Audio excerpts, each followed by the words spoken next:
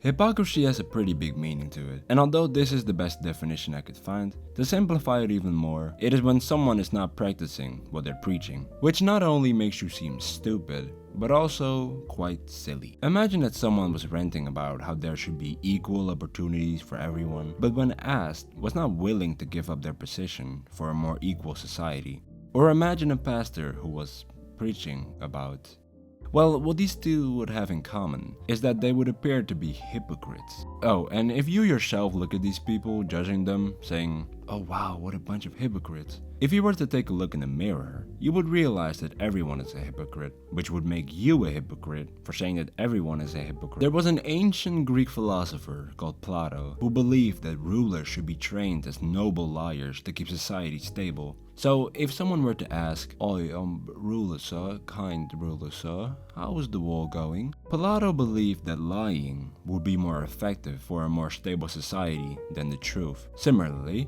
in the book The Prince, written by Niccolo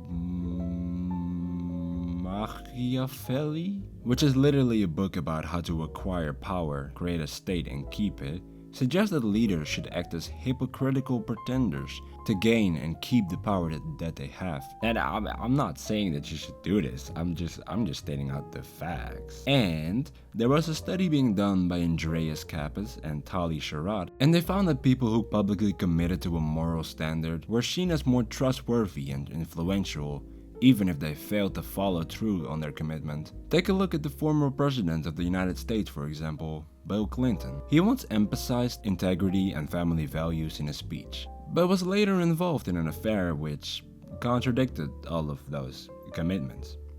But still, to a lot of Americans, this man is an icon. And another study led by social psychologist Mark Leary found that those who criticize a behavior publicly are sometimes more likely to do it themselves, yet still seen as more moral and trustworthy than those who stay silent. So, in other words, people who are preaching about and seem to follow moral standards are more likely to gain more trust and influence than those who actually do it.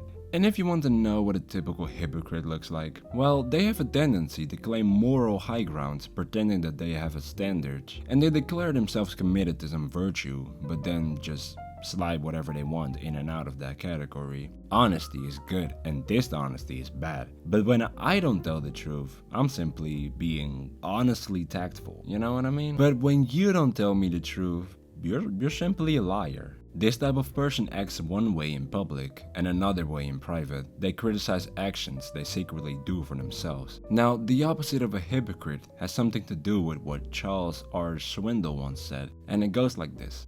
Honesty has a beautiful and refreshing simplicity to it. No ulterior motives, no hidden meanings, an absence of hypocrisy, duplicity, political games, and verbal superficiality.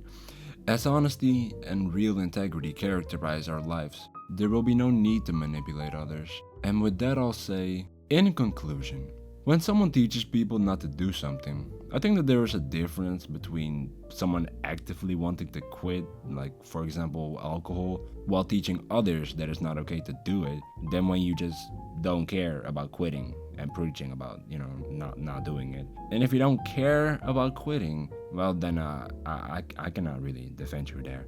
And with that, thank you for watching. Take care.